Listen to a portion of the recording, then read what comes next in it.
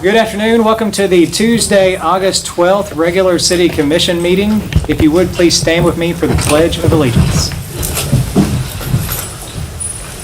I pledge allegiance to the flag of the United States of America and to the republic for which it stands, one nation, under God, indivisible, with liberty and justice for all. Can we have a call for attendance, please? Commissioner Pruitt. Here. Commissioner Witt. Here. Commissioner Hargis. Present. Commissioner Thomas. Here. Mayor Staten. Here. First off, do we have any new employees? We do. We have one from the police department. So if I could invite Mr. Chief Bowen up here, please. Mr. Chief.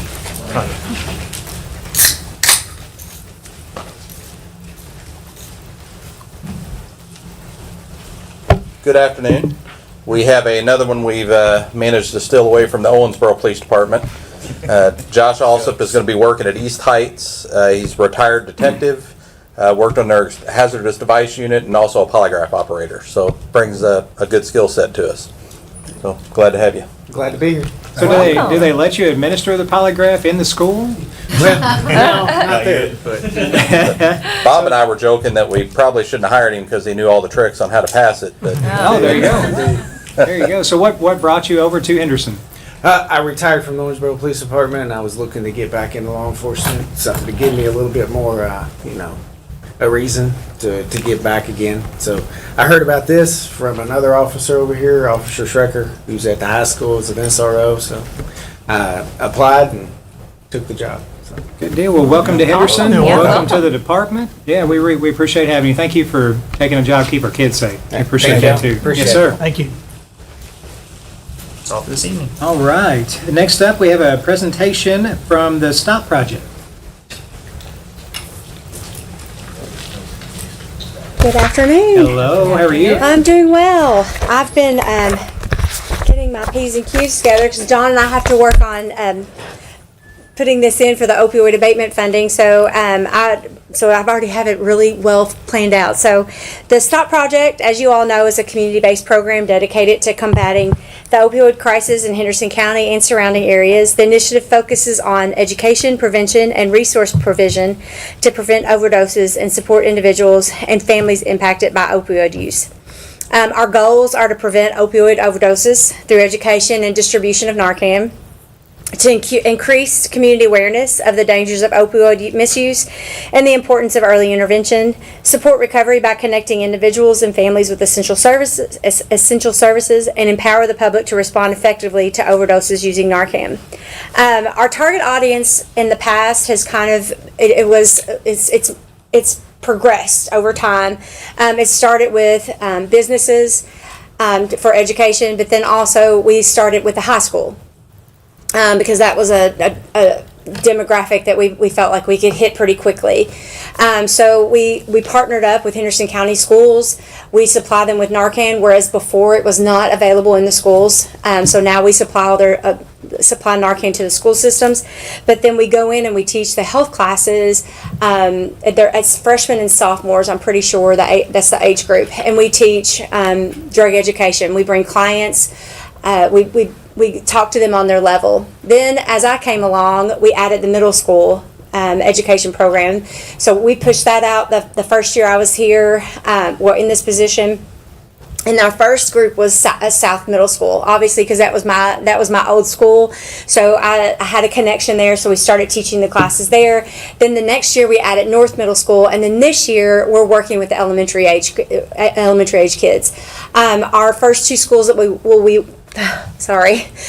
will be working with is Ben Gate and A.B. Chandler, and then next year our hope is that we'll be in all nine elementary schools. We also work at Holy Name as well. The elementary program is I'm wanting to say it's 9 sessions, so we'll go for 9 months. Each month we'll go and we'll kind of build on what we've done before. It's called Healthy Heroes.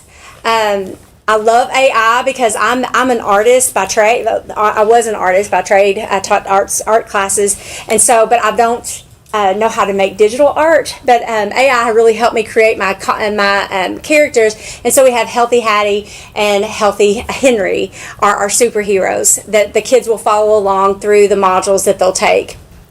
I also wrote a children's book. It's called Maya's Medicine Mix Up. So it just talks to the kids on a safe level. We're not there to scare them. We're there to talk to them on their level, speak to them at an elementary age group, read children's books to them like Maya's Medicine Mix Up, and then do interactive lessons that they get to take part in. So that is the next thing that we're launching in our school, in the school systems. We also, obviously, you guys have heard of we're working with you all to use Central Park for August 31st as National Overdose Awareness Day. We have a really great event for that, so if you guys can come out, I would love to see you all there. It's at 1 o'clock. We'll do we'll do an awareness walk starting in the park. We'll go about a 1 square block back. Not too, do a little bit, but not too much. And then come back, and then we'll do a candlelight as well as reading names out to have a memorial type service at first. And then we'll kick it off with Soul in the Pocket is there to entertain. Darren Hobbs from A&E's Intervention will be there to speak. We have a Q&A panel to educate, but also to inform.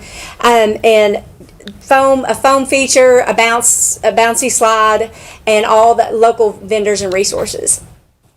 I'm trying to see if I missed anything. I apologize. What time was that on the 31st? It starts at 1 o'clock. And I know it's Labor Day weekend, but if you're going to be around, we'd love for y'all to come down. We'll have 4 food trucks that'll be on site as well.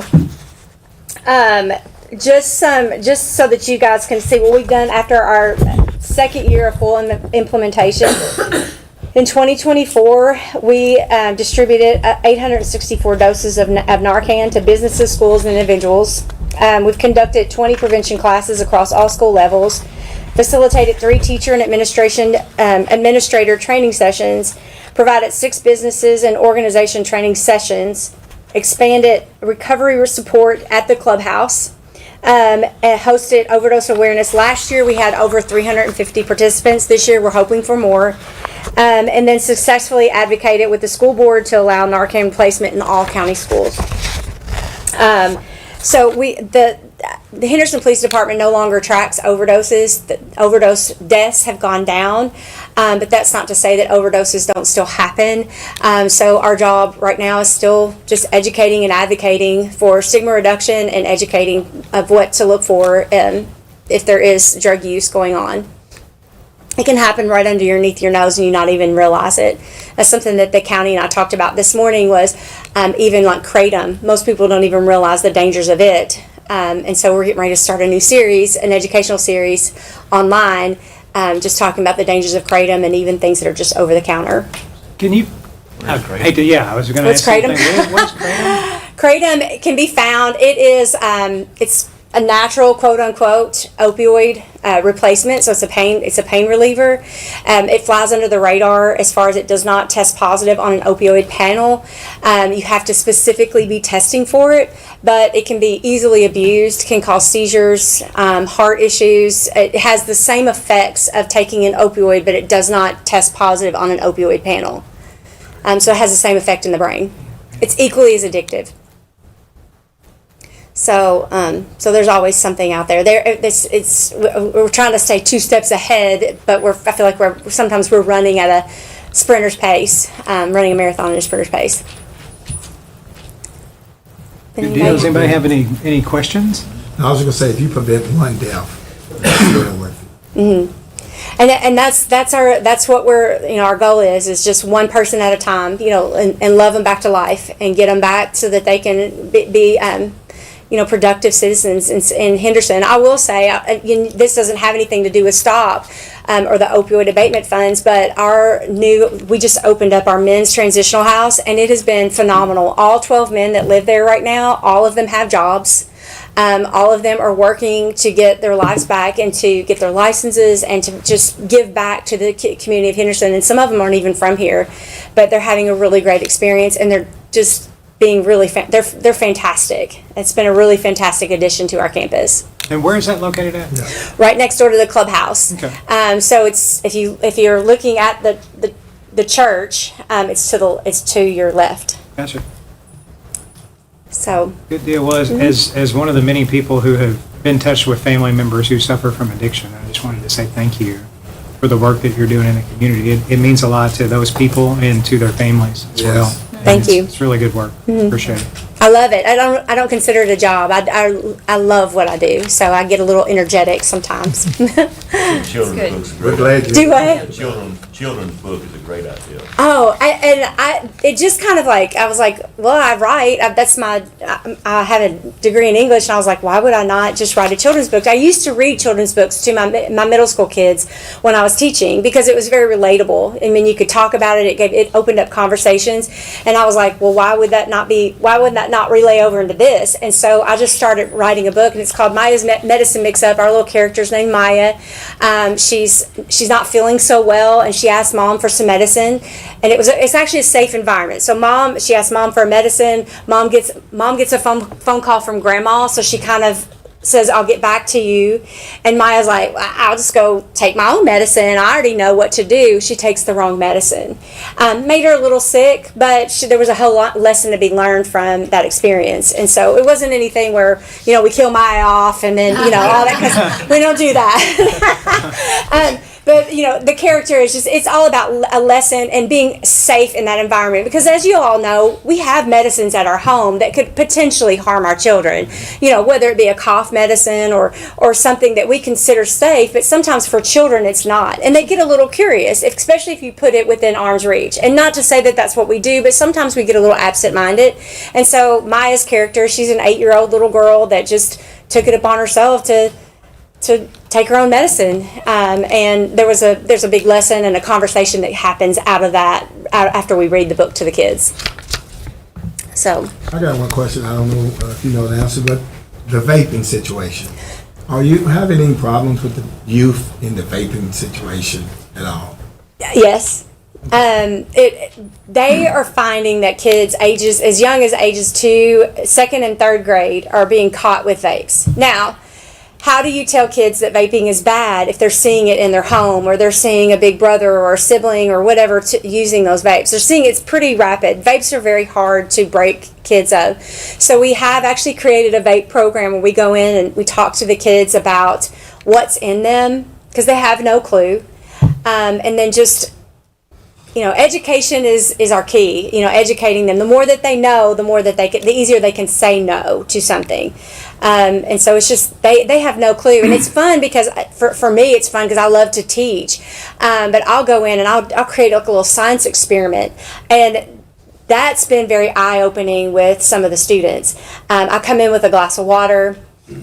I have a yummy cherry flavored drink that I mix in the water, and then I'm like, wait, let's make it even better. And I start adding pesticide to it. I add just several different chemicals that are actually found in vapes, and then I'll ask a kid if they want to drink it, and they're like, well, no, I don't want to drink that. That's gross. It has fingernail polish remover in there. Why would I want to drink that? And I'm like, exactly. So why are you taking this from someone you trust me, right? And so then that's another conversation that we have as well. It's all about conversations. They're never too young to talk to. The kids are never too young to have those conversations with them. Because if you're not teaching it to them, or if I'm not in there teaching it to them, then their peer group is probably going to teach them something that we don't want them to teach. That we don't want them to learn. So just keeping those communication lines open. I have great questions. Thank you very much Thank you. for coming to present. We really appreciate it. Yes, thank you. Keep up your work. All right, next up we have an update on the Letcher Street corridor.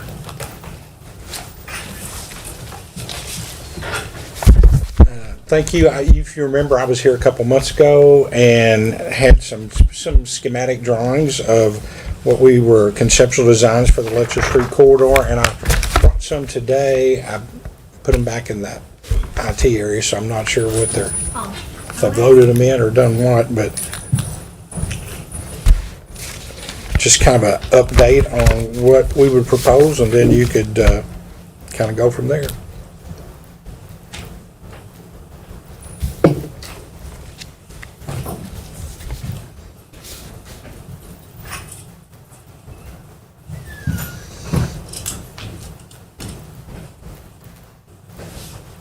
Okay. The first one you're going to see is just It's just more of the site plan we brought before. I don't know if we want to bring that up and fill in the screen, and then we can, they're JPEG, so you can just go from one to the other once we do that. There we go. So what you're going to see, that's the actual Lecture Street corridor between Washington Street and Powell Street. And if you remember they have the AKZ school that's kind of in the upper left-hand corner, and across the street was the future community center that they're looking to bid, that the city had the land and is working with them on that. But entering from Washington Street, there's some existing houses over there that have been taken down, and we would propose that there be some new residential development on there consistent with the houses that are across the street. There's 3 of them that are on Lecture Street now that are kind of on the southern side of the street, and they're all decent houses. One of them, I think 1 or 2, the city owns, and we have a rendering here a little further into the presentation showing you kind of what conceptually that could look like, but just maintain that residential feel in that area. For those that you can remember, the Lecture Street corridor, especially from Washington and Powell, years ago was a vibrant corridor that had commercial businesses there. And so part of this aspect is what we are proposing is going in and then kind of bringing some of those things back. So the easiest thing to do for me is just start with the drawing and go across. So you can see on the northern side of Lecture Street, you have the 2 new residential developments, whatever aesthetic those take. And then the next one be next building moving toward the left is a commercial development.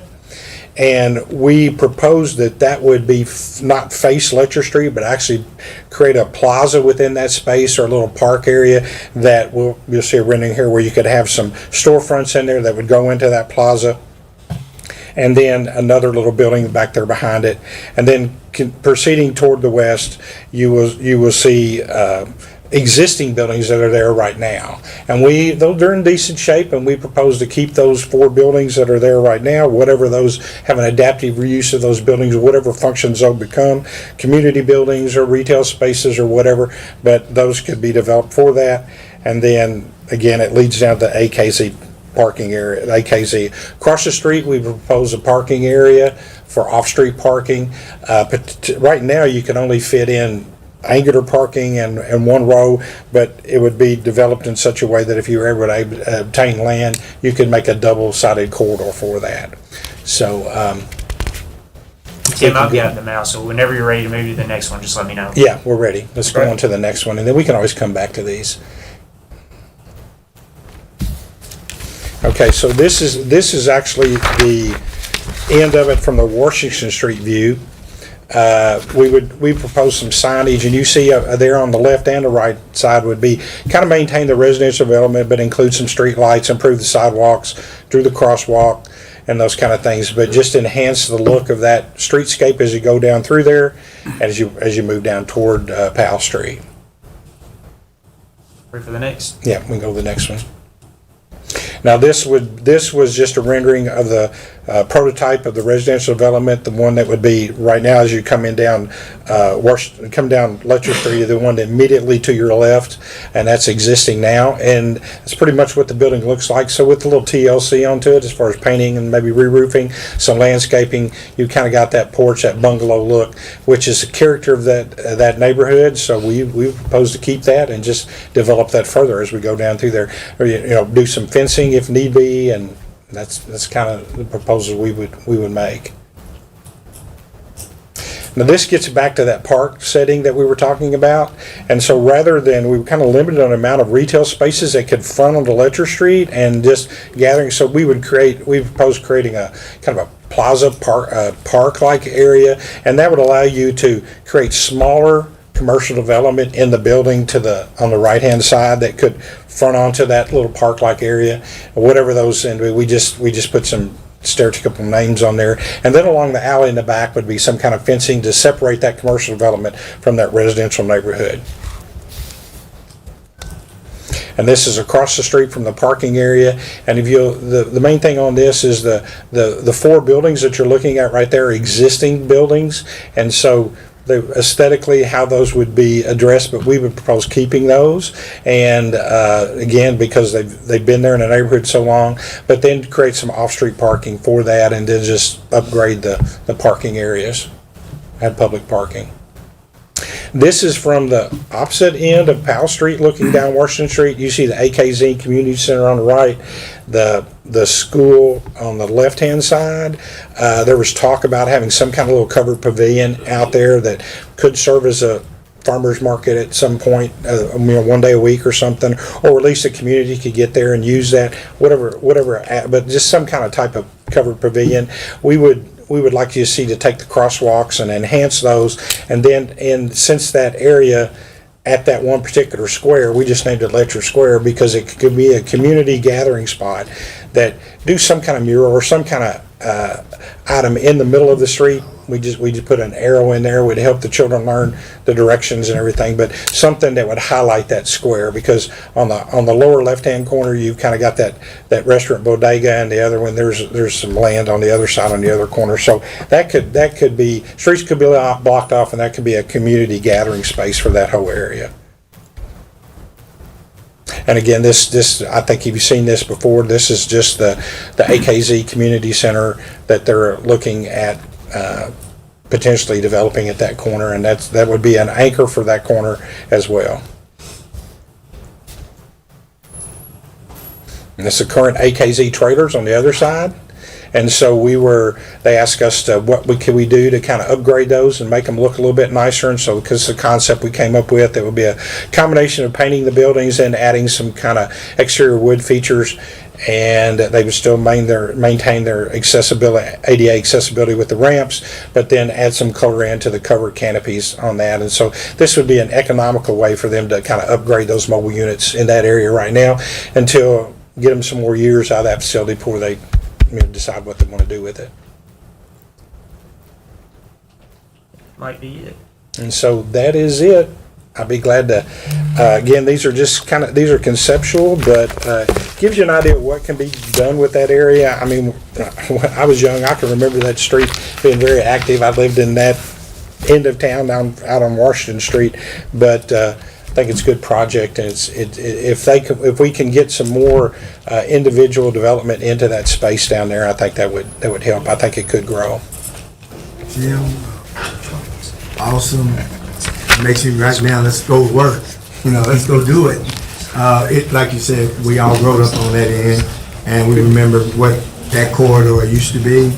And if we could get anywhere close to that, I'd be so proud. We're in the right direction.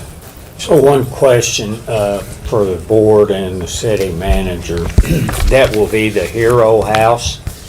And if y'all are accepting of what Tim has proposed, that will give us the direction we need to go in to begin the exterior renovations and get that project started. So, And we don't need a vote. He's just looking for a consensus on this one. Yeah. And just if you're out in the audience or watching at home, just a quick synopsis of the HERO project. HERO stands for Henderson Encouraging Resident Officers. And this would be the house that we would remodel, and it would turn into a house that if there were an entry-level police officer who would like to live in this specific house, rent and utility free for a period of time. We still have to iron out the details as far as what that looks like. Then that would be an incentive for someone to join the force. It would also be an incentive to have someone placed in the inner city area where they would be policing to help strengthen community policing efforts. And it would also be placed right across the street from a potential new development that we just took a look at. So there's lots of different reasons why we want to move forward with that project. And so what Buzzy's asking of us is if we give the green light, we can go ahead and get started on the remodeling of that house and get that underway. Oh, yeah. And so is there anyone who's opposed to moving forward with that? Everybody good? Yeah, I think you got 100% consensus moving forward with that. so we will work with Mr. Skinner on some of the architectural features that, we don't do home renovations, so he'll help us with that. The other thing, Steve Davis with the codes department is now accepting bids to remove 2 homes there on the corner of Washington and Letcher, as well as one of the commercial buildings that is on the west side of Letcher. So I would say in 60 to 90 days, you're gonna start seeing physical change in that block. That's fantastic. Tim, honestly, it couldn't look better, and I couldn't be more excited. I think you've knocked it out of the park, addressed everything we wanted to address with the project. I know we've got a few loose ends we got to tie up to be able to get started on the business side. But once we get those tied up, I'm chomping at the bit to get it going. I think it's going to be so fantastic. The little pocket park, and with the commercial, businesses right there, that looks awesome. Go back. Yeah. There. Well, thank you. While y'all are here, let me ask Tim a question on that pocket park. Is that a project, in your opinion, that could be done independent of the new building that would be to the right? Yeah, that one. Just me, yeah, I think so. I think that would actually attract somebody to come into that space if it was already there. If you've got that done ahead of time, instead of building the building and promising you're gonna put the park there, if you put something there that would attract somebody in there. And the thing we wanted to do on that building was we've got three spaces in there. I don't think you're gonna need anything with a large footprint, the businesses that would go in there, but,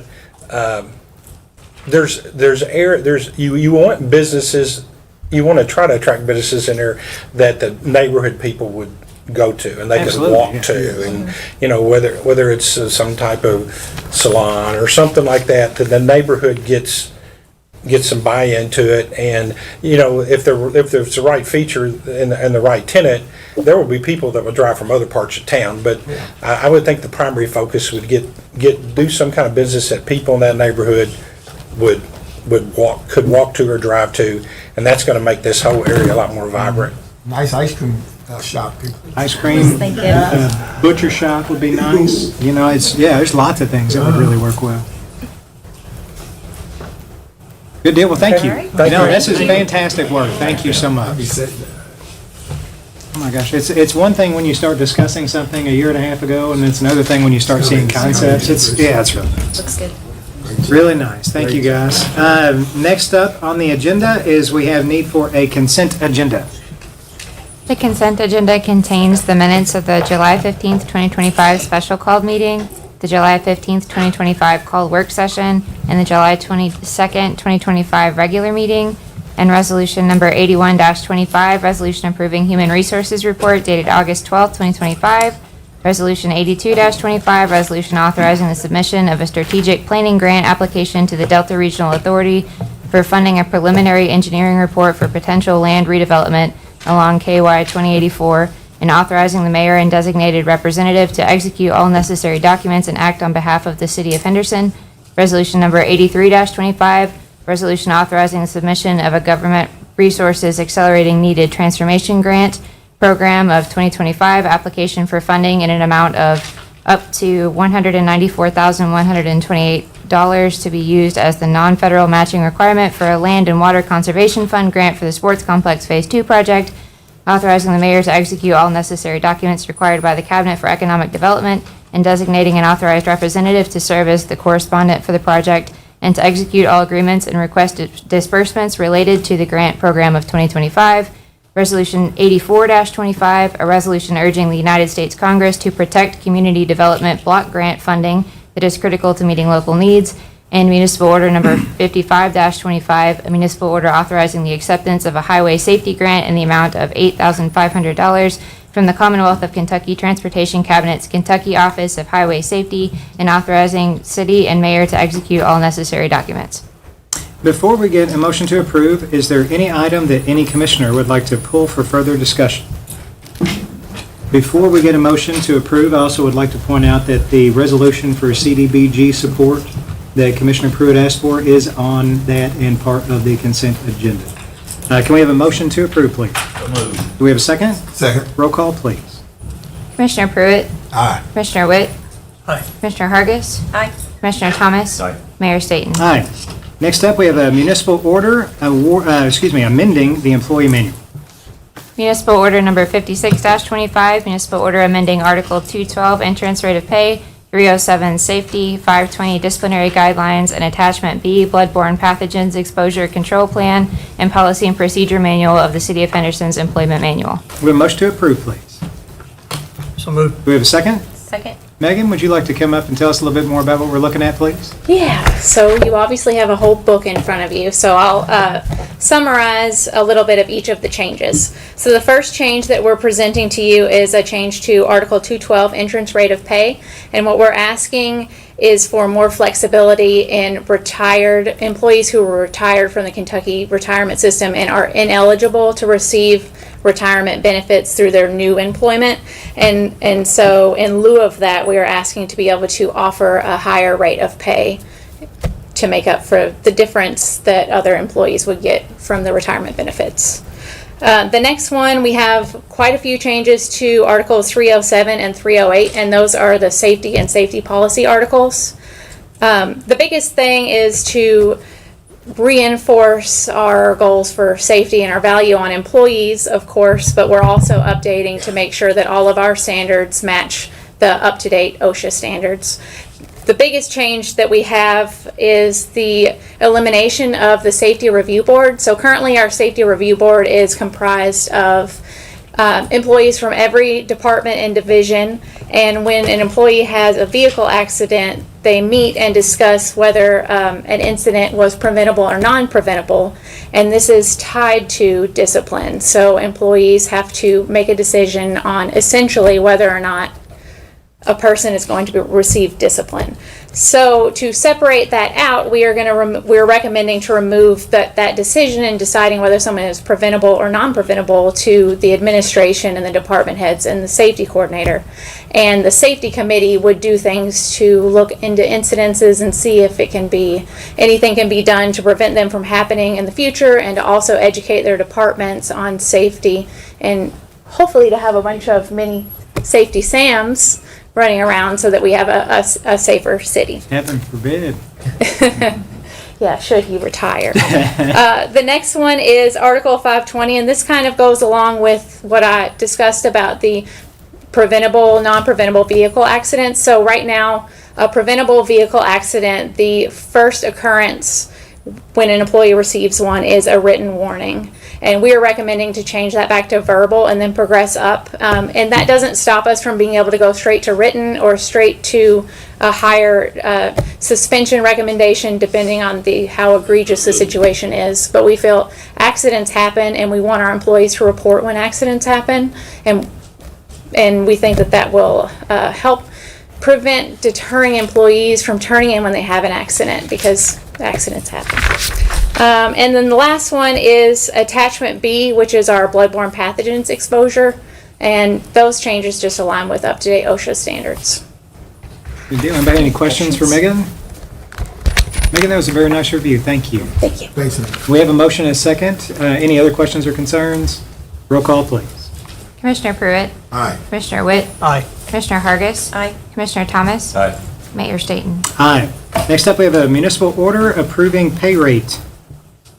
Municipal order number 57-25, municipal order approving hourly pay rate increase for all Atkinson pool positions effective for weekends for the remainder of the 2025 aquatic season. Motion to approve, please.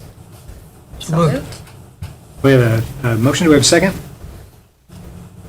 One of them, Nick. You made the motion? Second. There we go.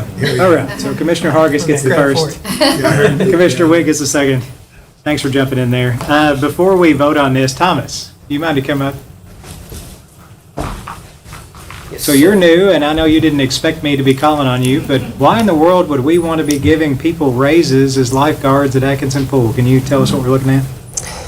So, my understanding, that was when they hired them in or whatever this year, they were told that they would get, for the weekends past when school started or whatever, that they would go ahead and get an extra couple dollars an hour to be able to work, through till Labor Day. Yeah, so let me, because Thomas actually, he had reached out to me a week ago, and he had said that the lifeguards were talking about this raise, and it was something that we had discussed with you all, I think back at budget time, and it came up that I don't think we'd actually taken official action on it, and so the point of this is to actually take official action. It basically adds $4 per hour all positions. And what Mr. Kenny is referring to is that typically, so school started last week, and so we were open this weekend. So that's the first time we've been open the weekend after school has started in quite some time, I believe.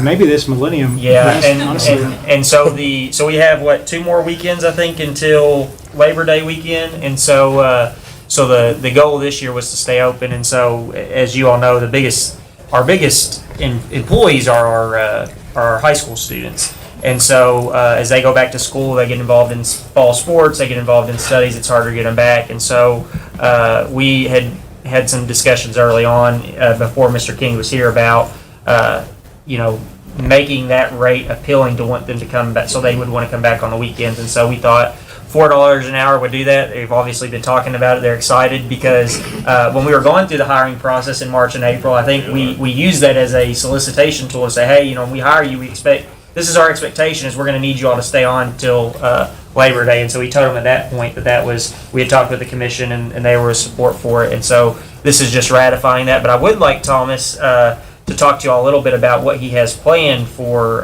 Labor Day weekend at the pool, because rather than just making that a target to stay open, he's tried to bring some excitement to it. So Thomas, I'll let you talk. So I decided to just throw a pop-up event out there. So I'm a pop-up event type of person, just something small, whatever. So we're going to have a pool bash, basically. I guess it's probably the first one they've ever had, maybe in a long time. So we'll have some games out there, the big Jenga and different things like that. I got a DJ coming out there, 2 food trucks with a snow cone truck type thing. And it's really just kind of an end of the season type thing to kind of throw a bash. And I opened it up for free. I was like, I wanted this to be a free thing, like an event, kind of pull people in towards the end of summer. So that'll be on August 30th. So tell everybody to come out, and there should be a video might be being aired soon once it gets approved. Sorry, I kind of put a few of you guys in there, so it's part of the video, so you'll hear something about the mayor and what am I doing, and I was sitting in a tube and swimming around a little bit. It was fun. Holly was there, so it's all good, clean fun. But I like to do videos, so I think it kind of you get them out there on Facebook and social media, and hopefully it'll kind of bring some people down there for our first little event we're doing. So what do we do if it's so successful you have too many people? I'm sorry? What do we do if we have so many people that it's too many people?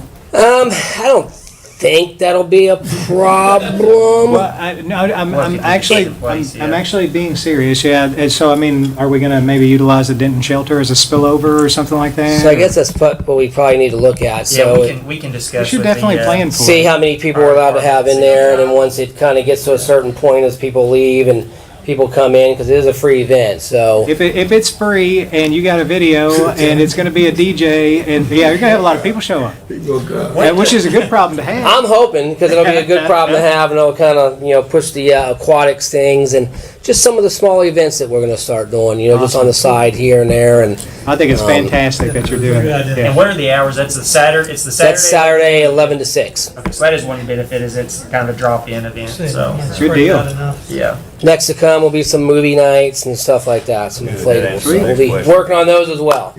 I wanted to know if we're gonna give a $4 raise, we better have something going on to get some people there, so. There we go. There we go. Pool, Well, and a DJ, give 3. That's yeah, I mean, I'm probably going to go at 10:30 and stay until 7. It's We'll have the slide open. I got to go down the slide. That's Holly. Well, thank you. I think it's Yes, going sir. to be fantastic. I appreciate it. Did we get that was the tie motion, right? Okay, good. So we got a motion and a second. Any questions, comments? Roll call, please. Commissioner Pruitt. Aye. Commissioner Witt. Aye. Commissioner Hargis. Aye. Commissioner Thomas. Aye. Mayor Staten. Aye. Excuse me. Next up, we have a resolution authorizing the submittal and acceptance of a grant.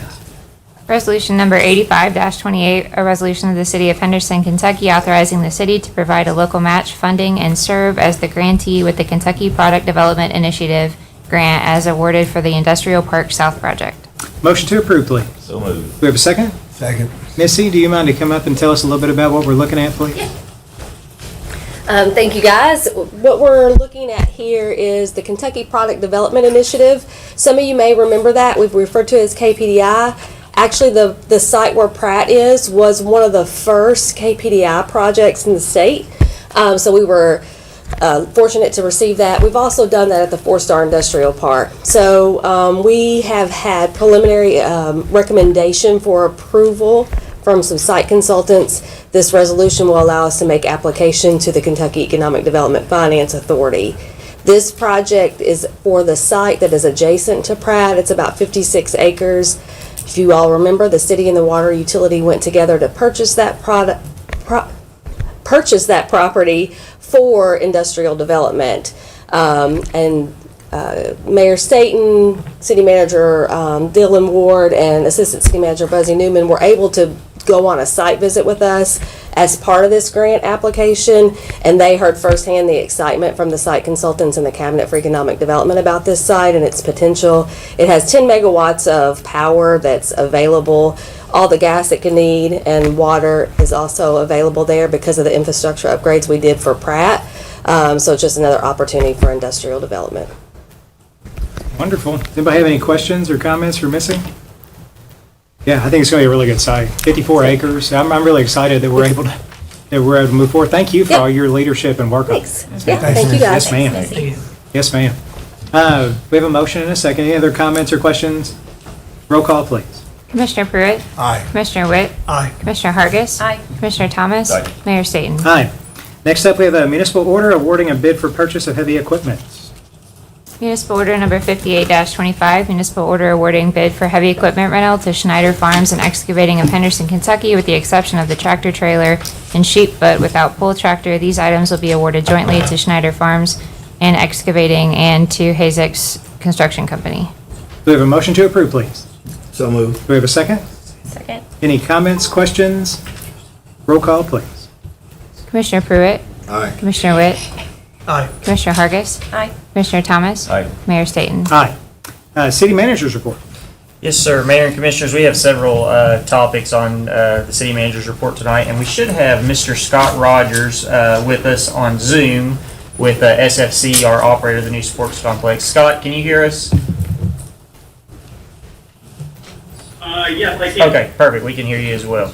All right, so I'm gonna run through this. So I'll give kind of a brief overview, and then I'll kind of get into the nuts and bolts. So the main purpose of this conversation is, you know, we've had the sports complex up and running now for about 5 months, and we've slowly, you know, kind of figured out how to run this thing. You know, we've kind of been figuring it out as we go. You know, what are the different groups that want to use this facility? You know, who pays what? You know, how do we structure the pay? And we've had a lot of questions, and so the goal of this conversation is basically to propose something to the board for you all to consider, to give feedback. This is not anything we're voting on. This is just this is something we put together as a starting point. Want to get your all's feedback in terms of specifically a rate structure, and in large part, what we're going to present is kind of what we've been loosely following. But our intent with this conversation, maybe at the next meeting or a meeting soon thereafter, is actually to bring something to you all to ratify that we would then, you know, those would be the set rates, and that hopefully, you know, every entity that wants to use the facility can kind of fit in one of those baskets. And so, as we talked from the beginning, you know, this is a sports complex that we've invested a lot of money in, and there's a real cost to operate it. As y'all know, we are showing a little bit of you know, revenue in our budget to kind of cover this first year shortfall for the sports complex. And so the thing that I kind of want to just say from the beginning is you know, there's two ways to run a sports complex. You can either, you know, subsidize it and not charge anything and it's free, or everything can be a paid use. And we've kind of always said, well, we want to take care of our local use, but we still want to host tournaments. And so what we've done with this proposal is try to make that as balanced as possible. Because you think, even if someone just has let's just say they have one baseball game or one soccer game, well, we've kind of established a precedent, at least in this first year, that if someone's out there using the complex, we want somebody out there with them. Like we want a representative from SFC out there, because we don't want to leave it up to any of the individual teams to be responsible for locking the gates, turning off the lights. I mean, there's a lot of investment out there, and so at least for the first year, that's kind of what our expectation has been.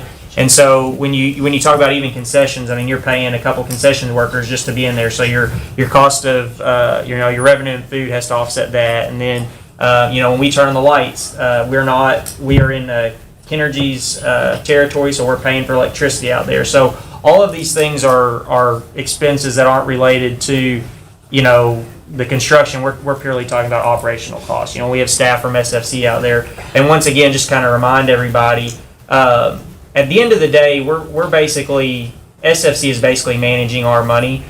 So the employees that they've hired are their employees, but they're using our money to pay their employees. So like if they go out and whether they pay their employees or whether they go out and hire a contract mower, that person is getting paid using our money, right? So the more money you spend, the more money you spend and the less money we collect, the greater our deficit.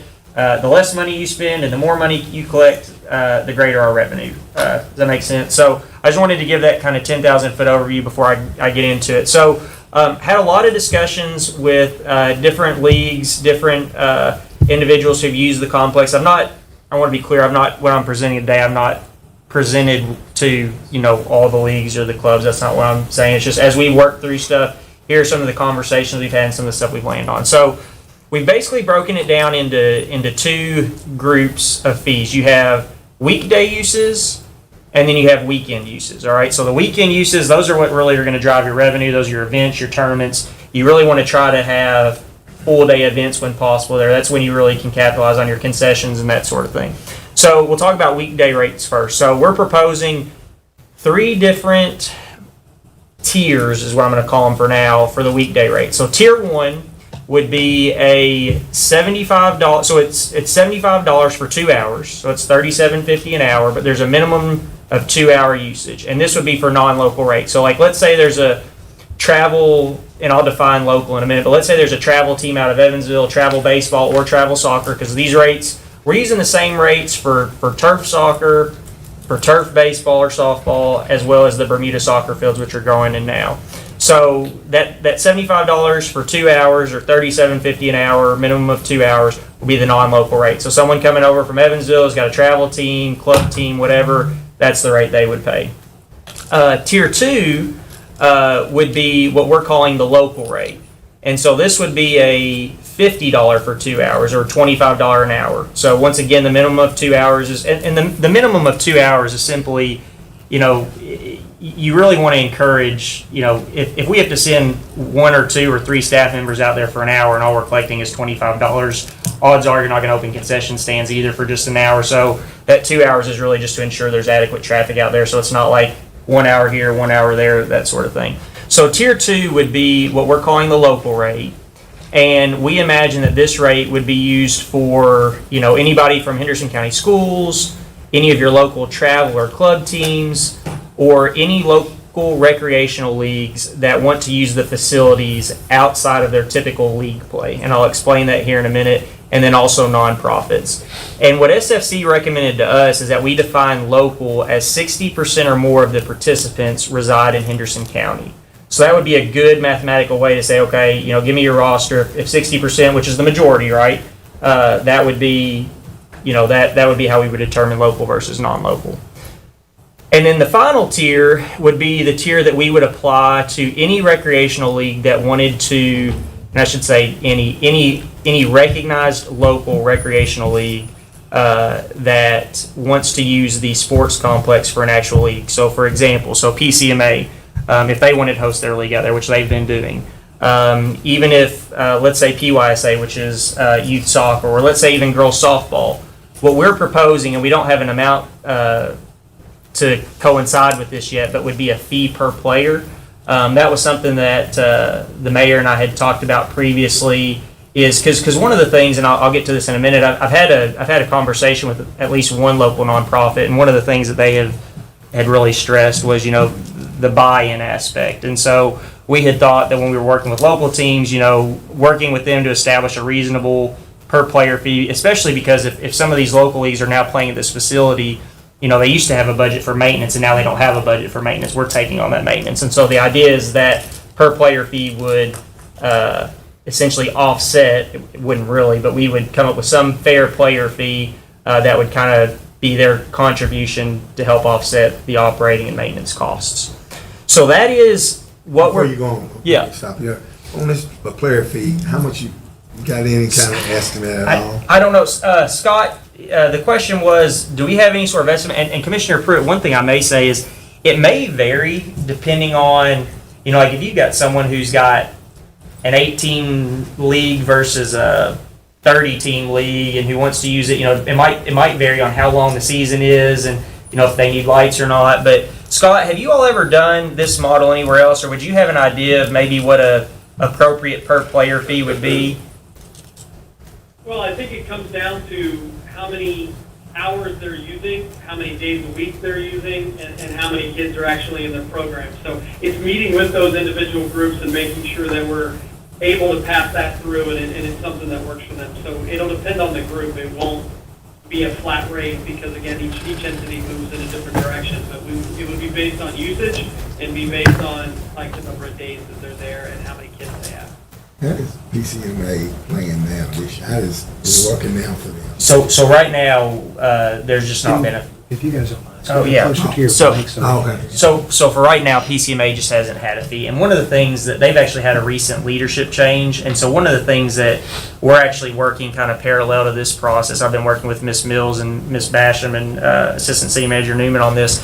We want to actually reach out to each individual league who, we've supported these leagues for years. And this is a conversation we've had before. And in the years past, it's been very much just of a exchange. They submit their request, we give them their money, we move on. There's not been a whole lot of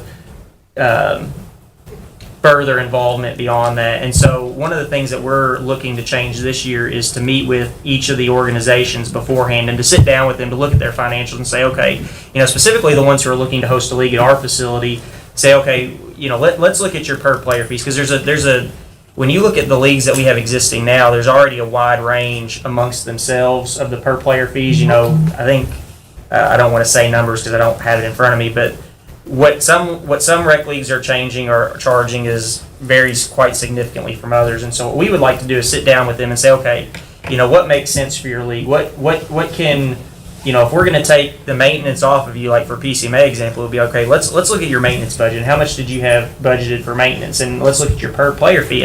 And maybe we can add a per player fee, but we can reduce your overall cost, and it's still a net savings to the families. Yeah. So those are the things, and there's a lot of when PCMA is a great example because PCMA has several different revenue sources, and they've recently gone through a leadership change. And so what I want to do is I want to sit down with their leadership team and just say, okay, let's really look into this. Let's talk about our relationship moving forward, because I'll readily admit this first year has been a learning curve, and it's been we've tried to do what we can to get through, and we've kind of always given the disclaimer, hey, this is what we're doing right now, but we're working on getting something more, and we wanted to get the gates open, but now we're working on the structure for moving forward. So I think whatever we do, we'll try to be fair, and we will be fair, and we'll make sure that it doesn't cause an undue burden. Well, we're gonna have our people locking up while theirs. It would be ours. So that was one of the things I alluded to earlier, is when it comes to the cost, that was one of the things they asked me early on, and one of the things I said, at least until we get further into this thing and we know, is that our SFC staff is the one who is securing the facility. So right now, the only people who have keys to that facility or have the ability to turn on lights or do any of that stuff are really the contractor, Mark Simmons, and SFC. And that's how we plan to keep it for now, unless something changes. It's just unless something changes or we're directed otherwise, we feel like that's the best course of action. So. The per player fee is just a flat fee. Yeah. So if we would sit down with one of the organizations, and the reason we did that too is because theoretically, if girls softball wanted to come out there, let's say, I don't know how PCMA and HGSA, how their schedules align, but theoretically, girls softball could play out there. So if they came to us and said, hey, we don't want to, we're kind of tired of all the maintenance and can't get volunteers, we want to host our league out there, there's a model there for them to be able to do that. And there's also a model, so like, we'll talk about boys soccer, we'll talk about PYSA for a minute, which is youth soccer.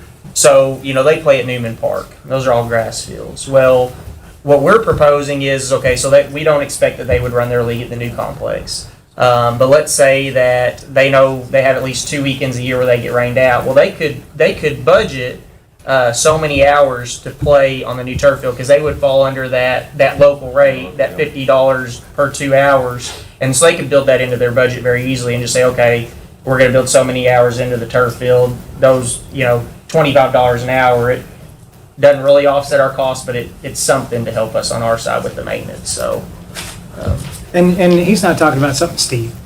So like, for example, if, and there's no firm numbers in place or anything, but, if a kid pays $300 to play baseball for a season, that part of that membership fee might be an additional line item for $25, Yeah, it's something like that, yeah. Pass-through tax. Yeah. Parents will pay for it, Yeah. as long as it's not outrageous, yes. Yeah, it's not gonna get outrageous at all, it'll just be something to help maintain the facility. But the expectation, I would think, right, would be is if they're not having to budget for the maintenance costs, in theory, hopefully, ideally, those organizations would therefore lower their fees they're charging. So in theory, it wouldn't be, shouldn't be, in my mind, it wouldn't be an increase for a Depends player. on how many hours they're paying for the fields.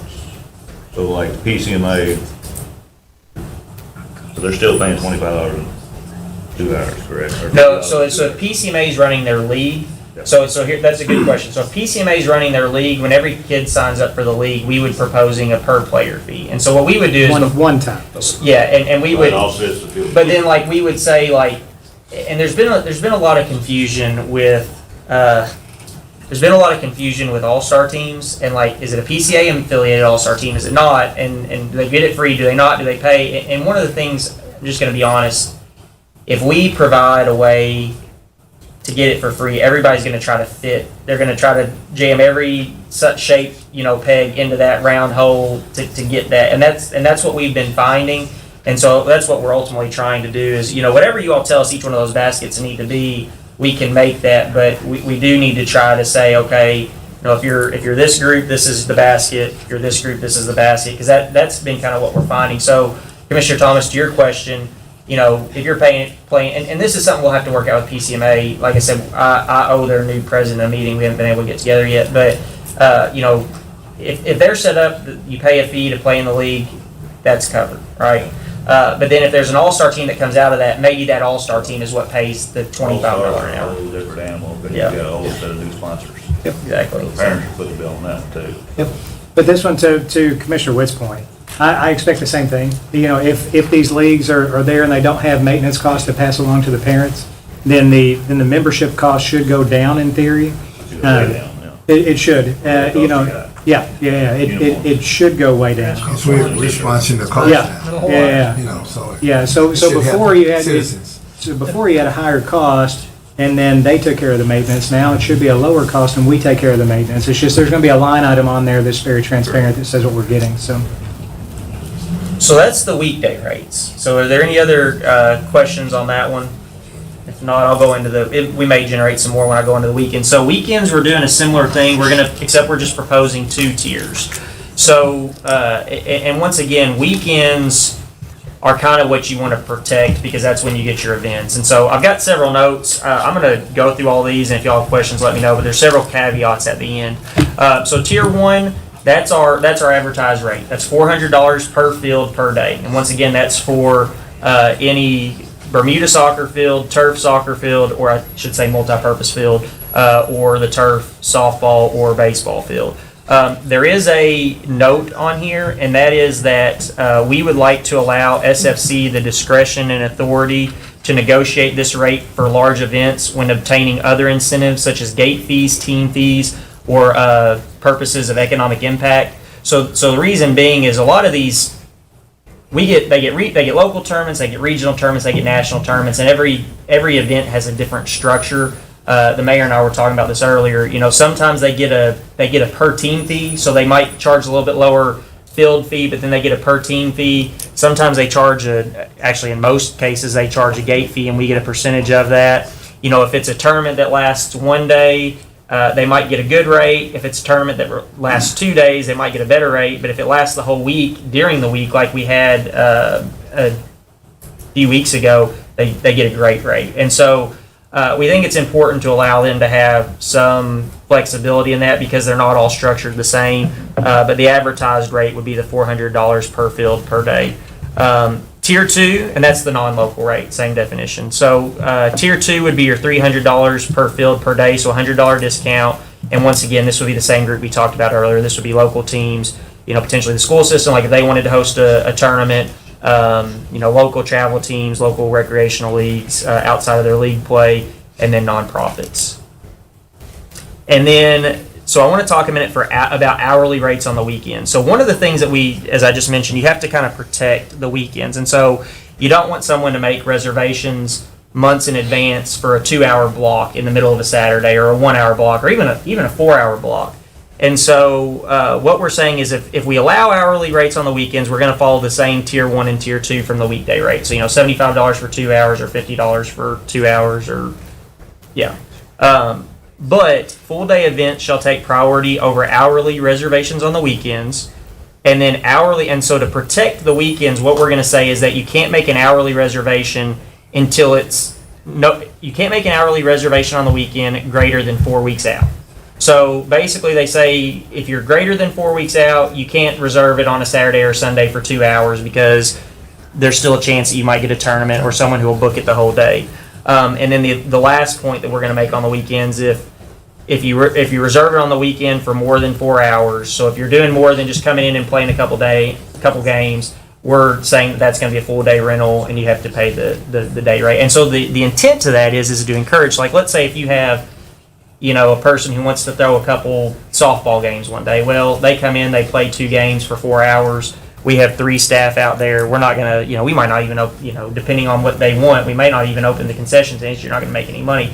But if you say, hey, if you play more than 4 hours, then they're like, okay, well, I'm going to try to make a whole day of this, and I'm going to make it my money's worth. I'm going to bring in teams. And so the intent there is to incentivize people to use the complex on the weekends for larger events. But if in 4 weeks, someone wants to use it and there's no event, you're not going to typically schedule an event within 4 weeks. You would allow it at that point to book it on the hourly rates.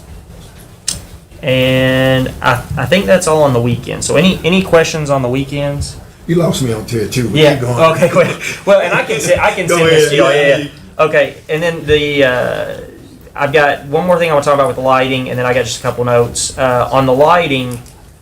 So we've looked at Deaconess in Evansville, and their rates are, just to give you an example, are $55 per hour for the field, plus another $45 for lighting.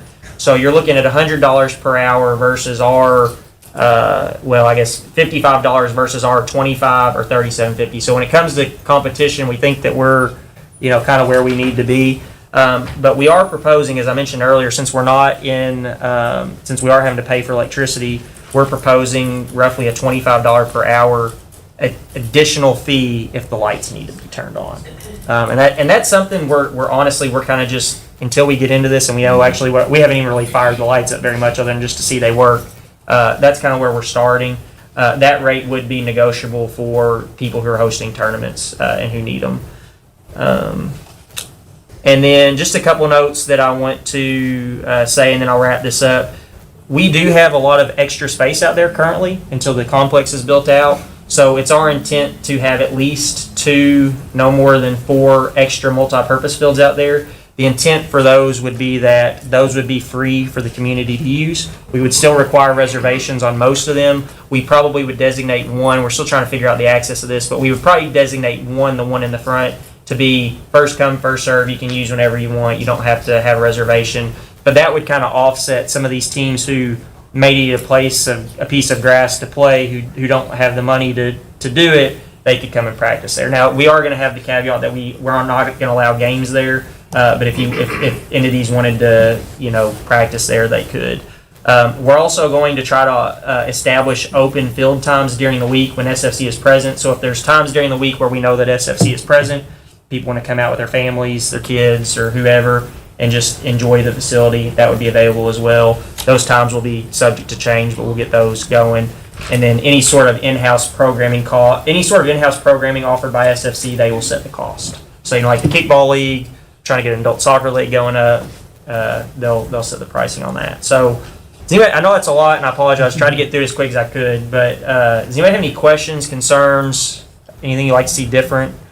No, I knew it was going to be a lot to get it organized and get it up and running and get it running right. So this is just that process. Just have, Is that all on the sports complex That is, discussion? So yeah.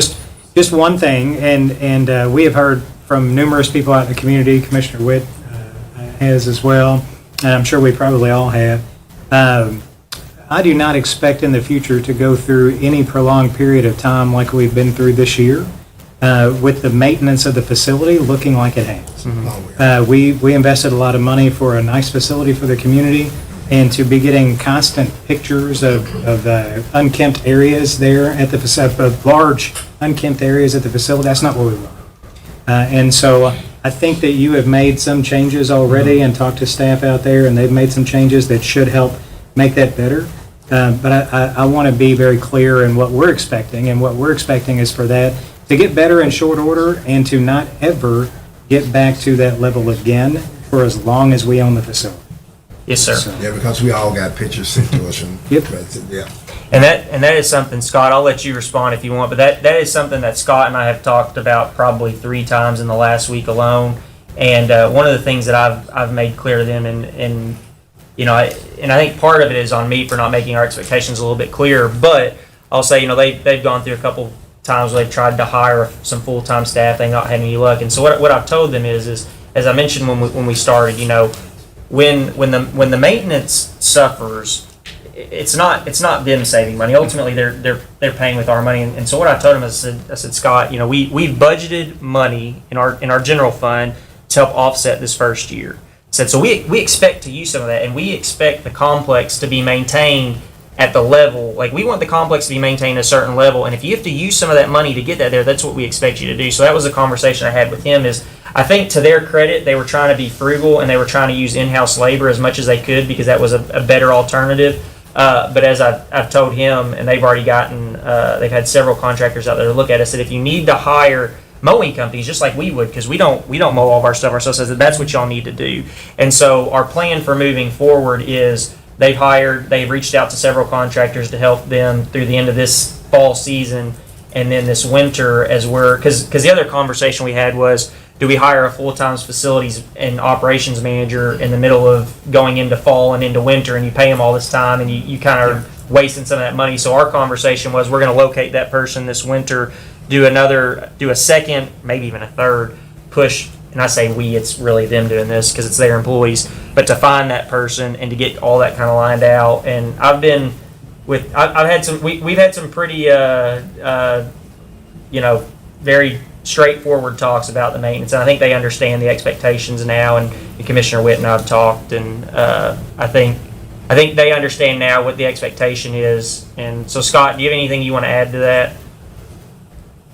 I was just saying that, you know, our expectations are the same as yours. We want the facility to look outstanding. We want everybody to enjoy the facility. We want the community to be extremely proud of the facility. So we understand where you're coming from and not looking to make any excuses, and Dylan has given some good answers there between staffing, equipment, it's still being under construction in some stages at times and getting through things.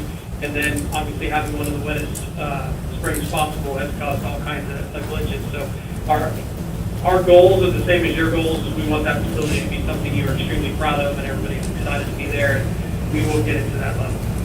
Thank you, sir. Good. Good deal. So that's not it, because you've got a clutter ordinance. That's actually going to be Miss Dawn Kelsey who's going to walk us through that. And Steve Davis.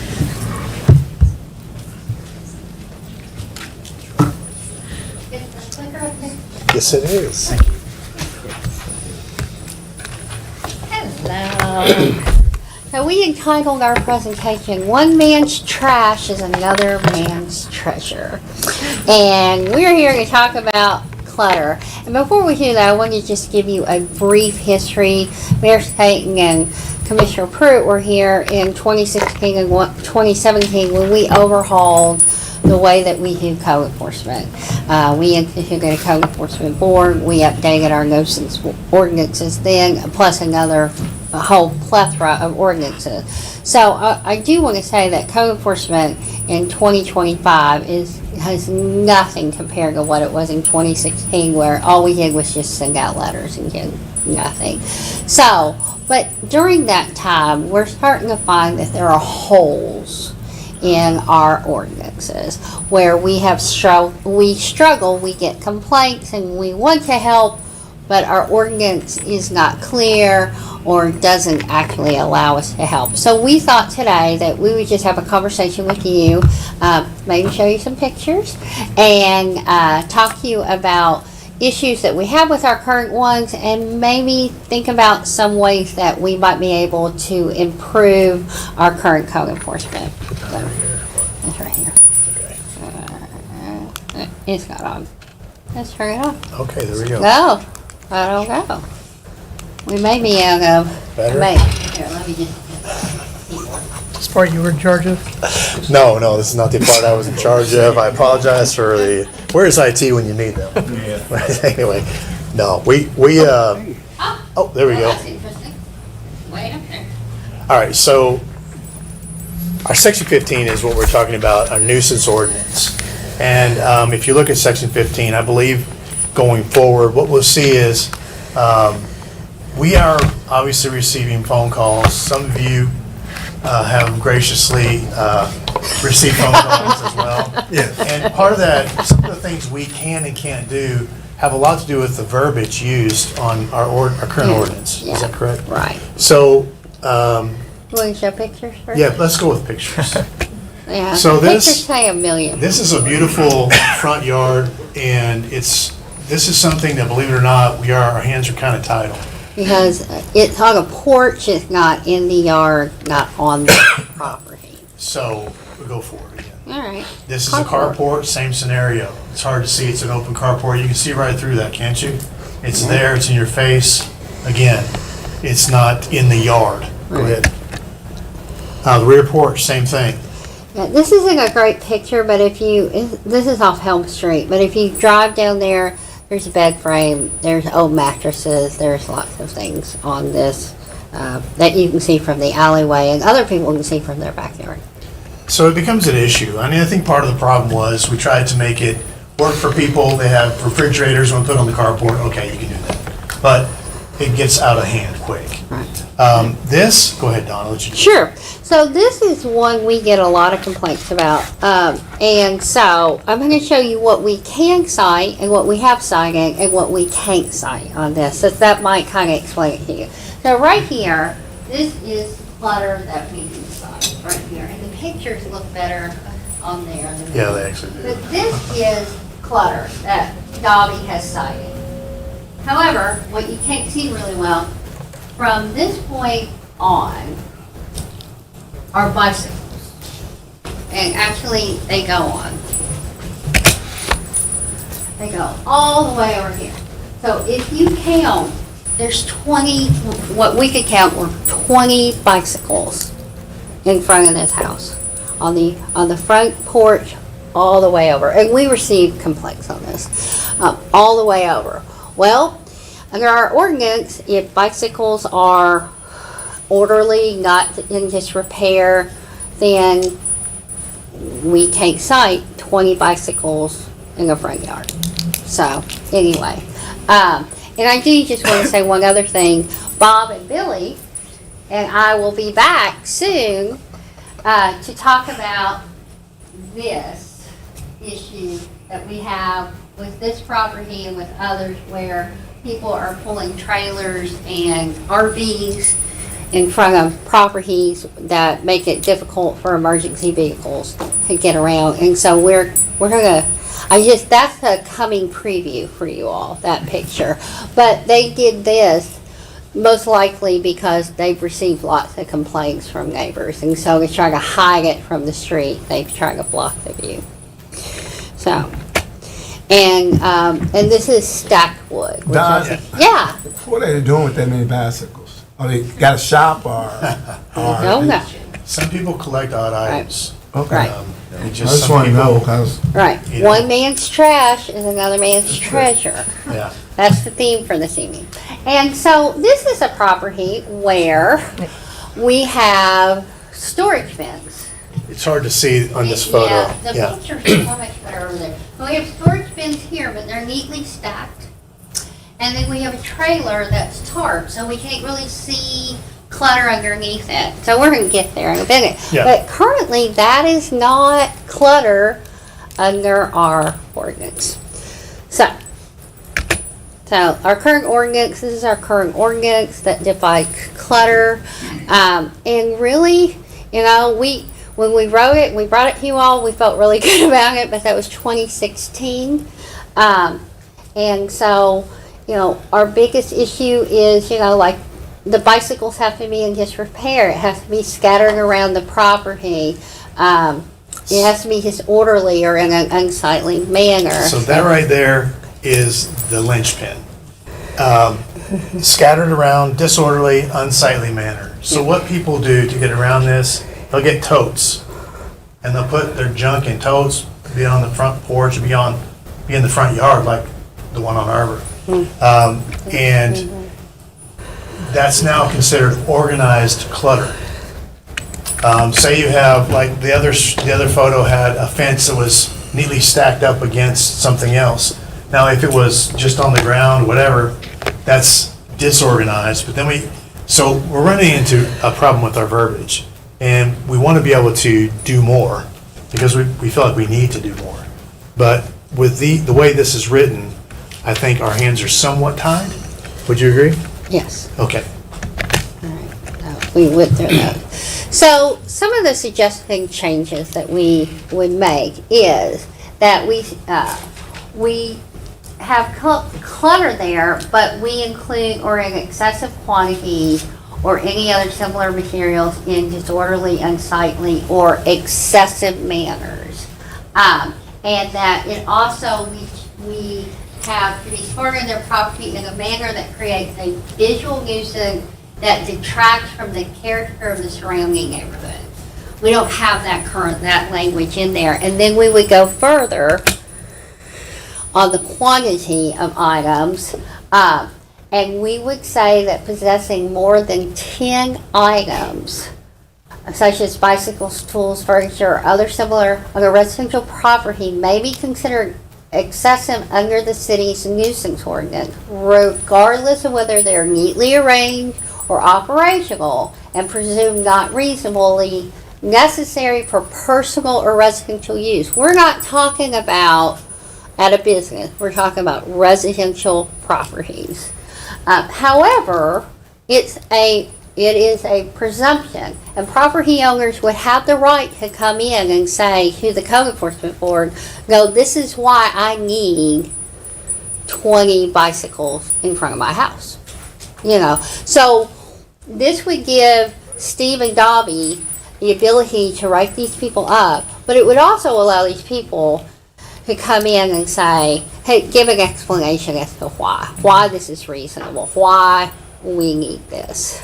And then we would go on and talk about, we would clarify that front porches, back porches, and carports, it cannot be stored on those because, you saw the pictures. Nobody wants that.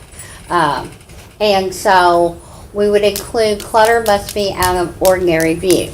So here's where we want to talk about this. And you want to talk about Owensboro? Go ahead, yeah. All right. So one of the issues, and you saw one of the photos, we had a trailer and had a tarp on top of it. Well, really, does that look good? No. And what are they doing? Well, they're putting it out of ordinary view. We have in the past cited people for clutter, and what do? They stack it up and they cover it with a tarp. We've had people tarp their entire carports. We've had people on Fifth Street. They wrap the carport so you can't see anything underneath it. We've had people on Fifth Street pull everything up, put it on the porch, and tarp the porch before. And you may have seen that. Yeah. It's... So Owensboro, this is how Owensboro defines out of ordinary view. And they include where it has to be behind a privacy fence, it has to be in a garage, in an accessory building, and they specifically say enclosed or covered by tarp or other similar coverings does not constitute out of ordinary view.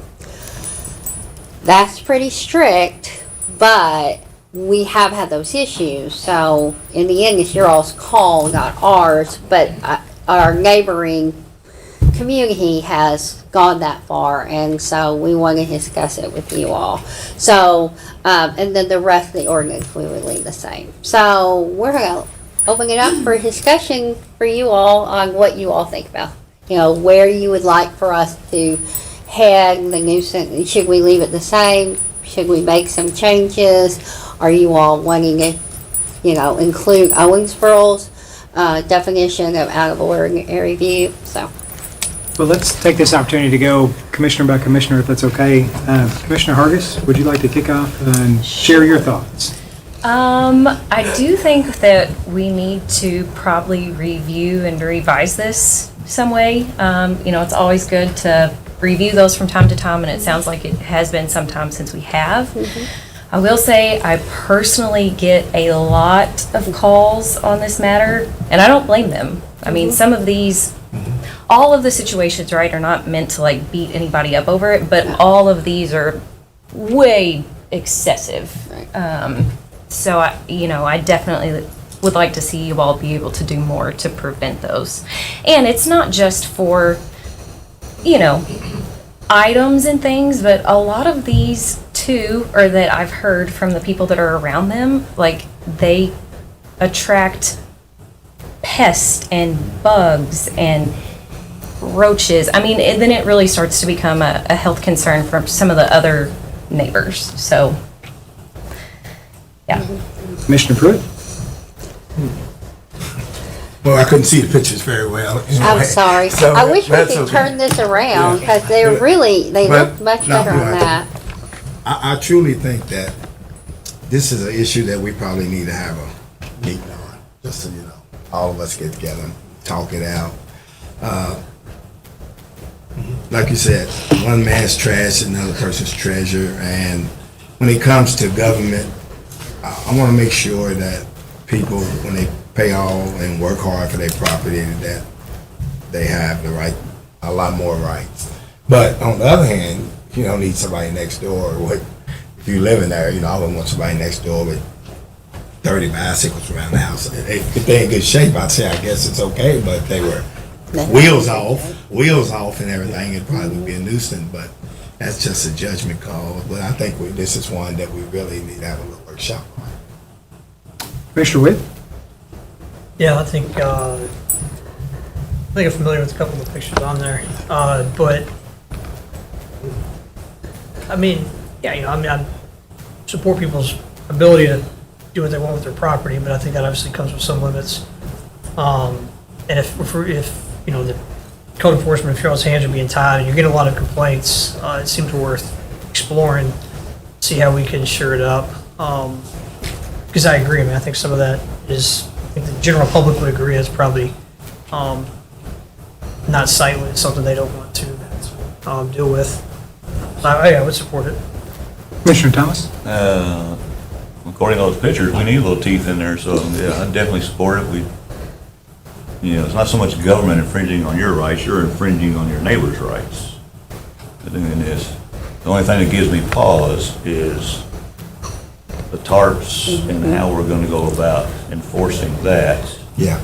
When somebody tarps something that we don't know what's behind it. Right. Even if we do know what's behind it, can we technically say what's behind it? Well, a good example of that is, let's say somebody is a boat owner, and they put all their clutter in the boat and then throw a tarp over it. You know, there are things that are left to interpretation. I've got to say that I agree with actually every single one of you, including Commissioner Pruitt. Next time we have need for a work session, let's add this to the work session so we can talk a little bit more in depth about it. And but I think you're heading in the right direction. I think you, in an ideal world, we would give you all the teeth that you need, and trust that your discretion is going to be professional and good. And if we could have that trust in our codes department, right now we've got, you're wonderful, Steve. Honestly, I think you do a heck of a good job. Great job. And so I have no problems giving you more teeth.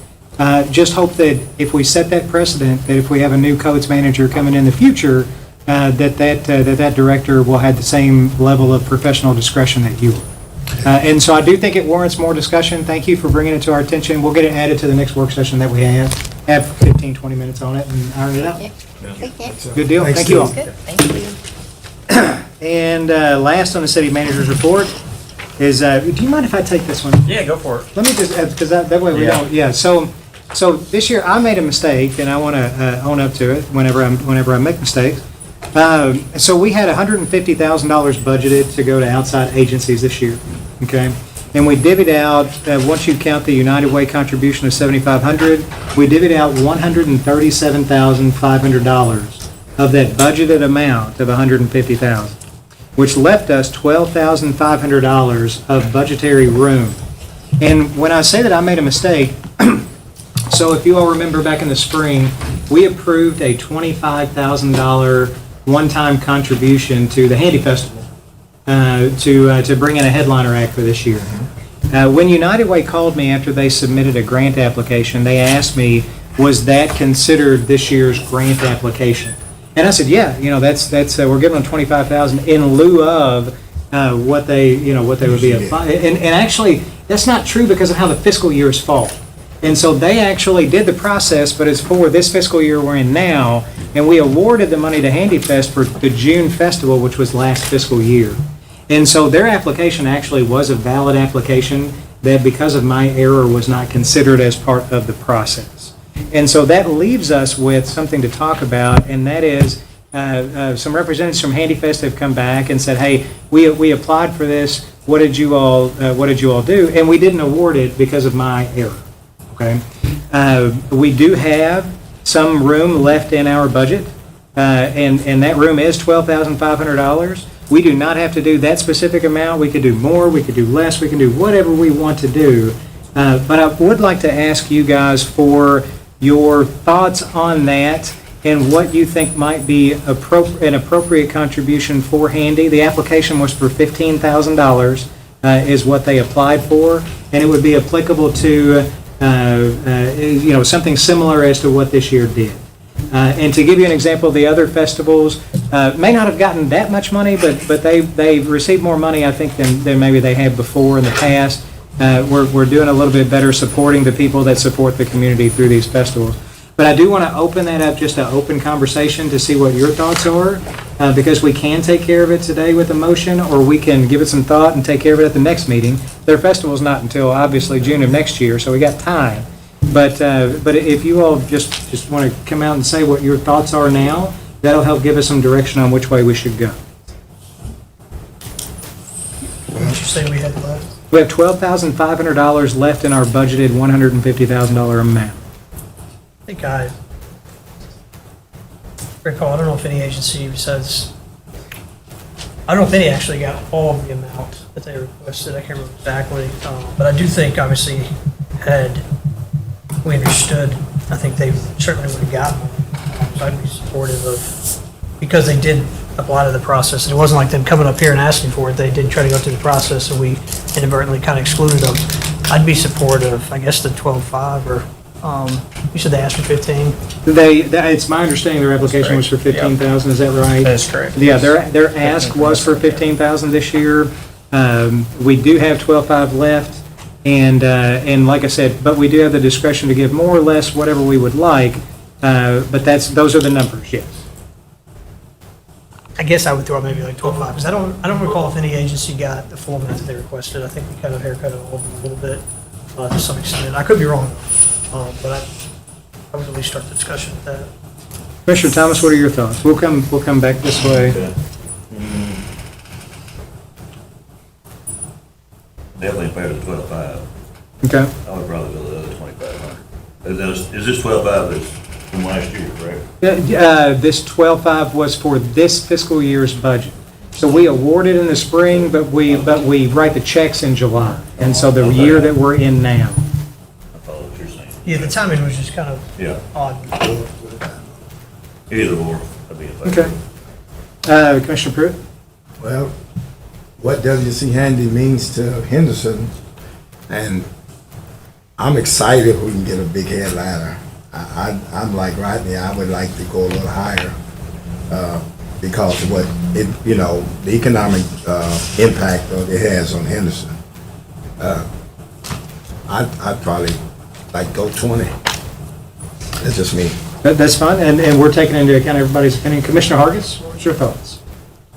So we just gave them 25 this spring and this. For this 12 for this festival for last fiscal This year. would be for. This would be for next Next. fiscal, or next year, this current fiscal year, it's June.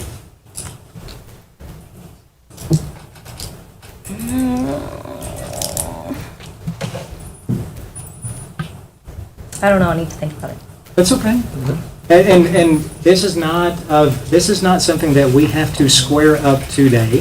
I think, honestly, if we squared it up in the next few meetings, and then we were fine, you are welcome to give it some thought.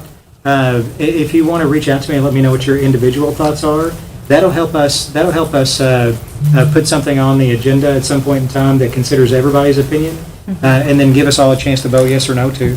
But thank you for your thoughts on that. That's just honest mistake, but I want to make it right. So. And they did, they applied. They applied? The correct way. They did. On time, they applied. They did. That's wise. And United Way caller, might have been Kelsey, they called me and asked, and I had just assumed that was and I just wasn't thinking correctly. I don't blame you. It's Yep. weird timing of it, for sure. Yep. And can anybody else tell me any event that we host for a whole week that brings in that economic development impact? Is there another event? Well, all of the festivals bring in a pretty good, the Bluegrass Festival brings in several thousand people, and Sandy Lee Watkins brings in several thousand, Tri-Fest brings in several thousand, Summerfest brings in several thousand. Now, Handyfest does bring in more people than I think when they try to track it, the people who come and go on a daily basis, some of them are repeats, gets up into the 40,000 range. Yeah. Of people who come into our community, and so it is a big festival, lots of community impact, and as long as we're considering every festival and making contributions to the festivals and to the people who are bringing in these people, because they do us a big favor. There are other cities like Madisonville, for example, their July 4th festival, the city pays for all of it, and it's several $100,000. Restaurant tax. Yeah, it's restaurant tax, right, which. But a lot of cities pay for their festivals, and we're so fortunate to have all these people who put in their time and effort and stuff. But we'll consider that. We'll move forward. We'll get something on the agenda later. If you want to let me know what your thoughts are outside of the meeting, you're welcome to do that, and we can talk about it and see if we can't come up with something. Thank you. We're going to go ahead and do commissioner comments, and then we have a need for a very short executive session with no action. We do have action? Oh, opioid. Yeah, we'll have opioid action coming out of it. Commissioner Thomas, do you have anything today? Not today. Commissioner Witt? Nothing today. Commissioner Pruitt? Yeah, I want to speak real quick because, we all do good calls. I've got a few calls about the Dust Bowl that we hosted, and it was about the overtime that some of our workers got. Usually at the Dust Bowl, traditionally, it runs a whole week, maybe Monday through Saturday. And I think and they only get that overtime once a year like that, but we do have ABA that our JFK workers work ABA, I think, for about 3 months, and they get overtime, and it's spread out over those 3 months. But the Dust Bowl was just 1 week, and it probably looked like, they worked 3 or 4 hours a day, ended up about 18 hours, 20 hours. It looked bad. Oh, wow, it's 20 hours overtime. But I do think the city needs to keep that because that Dust Bowl is really a big event. It's a lot of people out there, and we need our city workers out there so that they can have a presence, making sure, helping things stay in order, because sometimes it can get a little, out of order. And our policemen done a great job this year, like they do always. But doing just that week, they're going to pick up some overtime. And some people were kind of concerned, that, hey, it looked like it was bad on, so to me, I think it was worth it. Because you are a referee. Yeah. No, Yeah. And to let you know too, we had a really good after festival meeting. City management, police department, members from the Black History Committee, and people who participated in the event. We all got together and talked about ways that we can make the event even safer and better and, Yes. and more enjoyable in the future. And I think we're all on the same page on a couple of changes that we're going to make to kind of tweak the event a little bit. But yeah, I'm kind of partial to it because I do referee there and have a good time. So Yeah, I just think when I know we get overtime on ABA for 3 months. We got city workers to get overtime, but just in that 1 week, it looks like, oh, you got 20 hours and you got end up with 60 hours, but it's only for 1 week. It's not, if you stretch that out over 3 months, then, so it all equals out, so. Commissioner Hargis, you have anything today?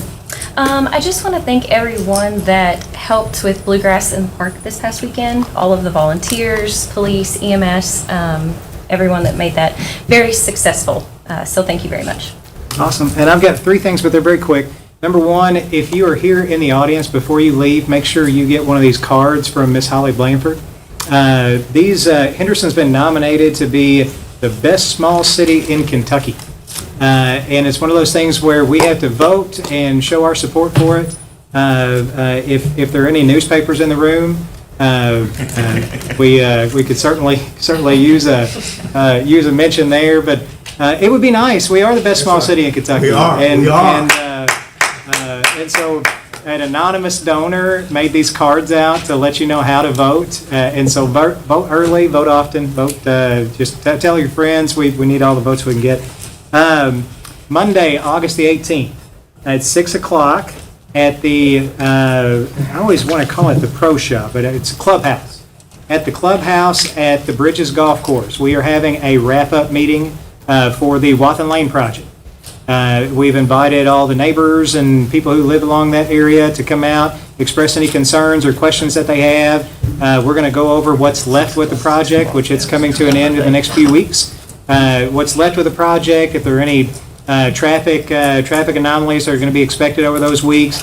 We've also got a few last-minute additions that some neighbors have mentioned that might be good for the project that we're going to talk about as well.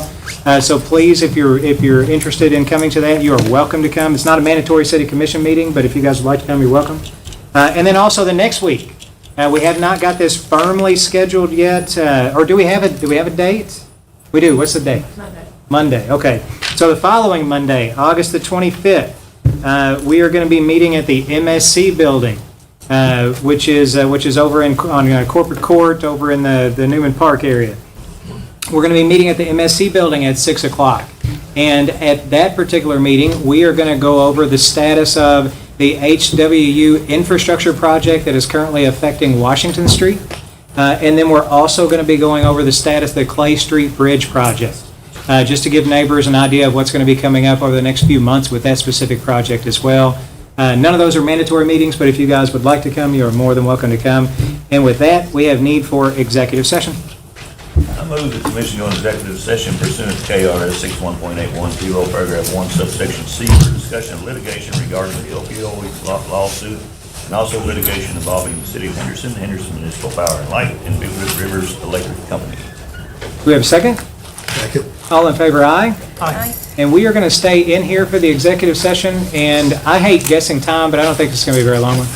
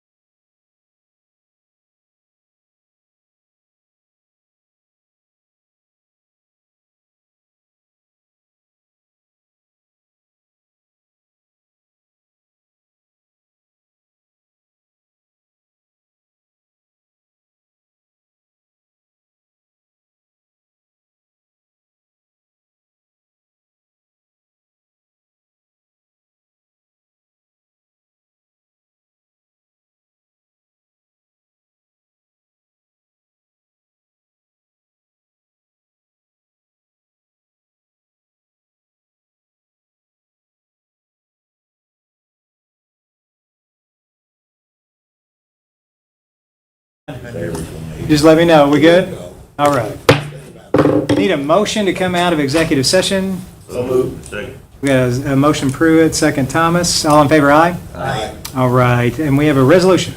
Resolution number 86-25, resolution to accept the Purdue Pharma bankruptcy and to participate in the Purdue Pharma Sackler Family National Opioid Settlement and authorizing the mayor to execute all participation agreements and release forms for settlement participation and release forms and/or any related documents in the Purdue Pharma Sackler Family National Opioid Settlement. We have a motion to approve, please. So moved. We have a second? Second. Roll call, please. Commissioner Pruitt? Aye. Commissioner Witt? Aye. Commissioner Hargis? Commissioner Thomas? Aye. Mayor Staten? Aye. Need a motion to, need a motion to adjourn, please. So moved. We have a second? Second. All in favor, aye? Aye. Meeting adjourned.